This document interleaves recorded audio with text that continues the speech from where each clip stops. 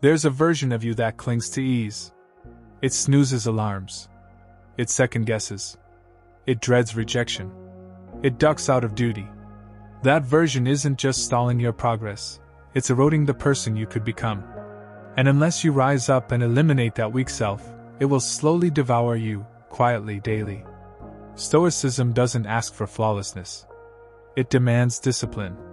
And that discipline begins with one fierce choice: to release the soft, fragile part of you that avoids hardship, and become hardened by it. Here's how you start. Step 1. Call out the weaker self. You already know it. You feel it every time you pause instead of act. Each time you delay, excuse, or quit, it surfaces. It shows up when you cave to temptation. When challenges arise, it whispers lies. It tells you you're not ready. But this version of you didn't just appear. It was shaped by every moment you chose ease over difficulty. It was built through habits of avoidance. And the more you surrendered, the stronger it became. But here's the truth: who you've been doesn't decide who you're meant to be. Stoics like Epictetus didn't romanticize struggle. He said, "Difficulties show men what they are. Your struggles? They're not punishments. They're a map to your next battle.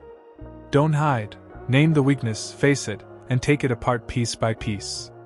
Step 2. Pick discipline, not motivation. Motivation is unreliable. It disappears the second life stops feeling fun. Your weaker self lives off it. But the stronger self? It creates structure, not fantasies. Marcus Aurelius woke up every day to fight his own mind. He reminded himself, "You were made for effort, not for lying in comfort, not for warmth, but for duty." That's not heroism, that's war. A war against your softer self. Choosing discipline silences the part of you that waits to feel ready. It teaches you to move regardless of mood. That's power. Because when motivation is gone, only your will remains. And each time you choose the necessary over the easy, you chip away at that old identity. Warriors aren't made through hype, they're carved through habit. Discipline isn't a gift, it's a grind. And that grind is how you bury the version of you that craves comfort. Step 3. Seek discomfort, voluntarily. If strength is what you want, stop avoiding the one thing that forges it, discomfort. The Stoics didn't grow in luxury. Seneca slept on the floor, wore plain clothes, went without, not because he had to, but to prepare. If fortune stripped him of everything, he wanted to remain whole. That's the power of discomfort. When you choose it, you reclaim control. You stop fearing life's tests. Cold showers, fasting, hard training, tough conversations. These aren't punishments, they're tools. They sting. That's the point. Your weaker self will scream when pressure hits. That's how it survives. But each time you ignore that inner panic and walk toward discomfort with awareness, the voice weakens. Until it fades. Growth never lives in safety. It's always found at the edge, in the heat that either breaks you or refines you.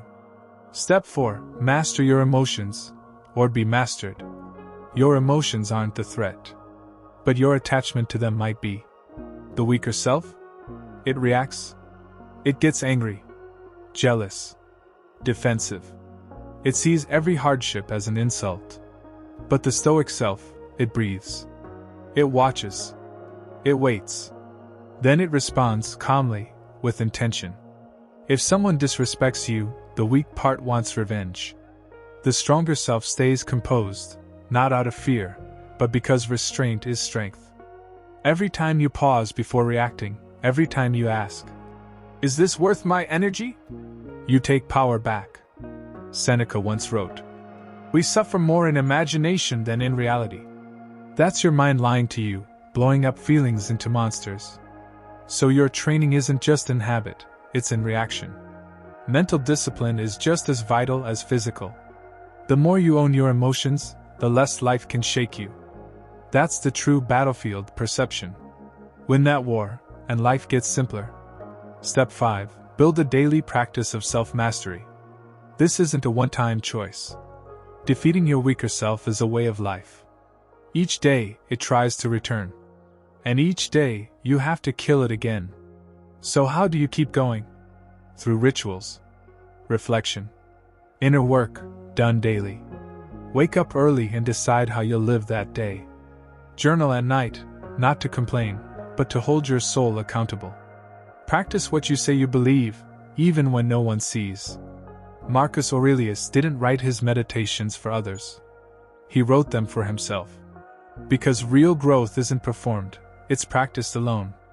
When you turn down distractions, when you deny the easy road, you build a version of yourself that doesn't rely on achievements, but on integrity. Destroying the weak self means living with intention. Discipline isn't just a choice, it's your breath. The soft version of you will always try to return. It will dress up as comfort, pleasure, or distraction. Don't be tricked.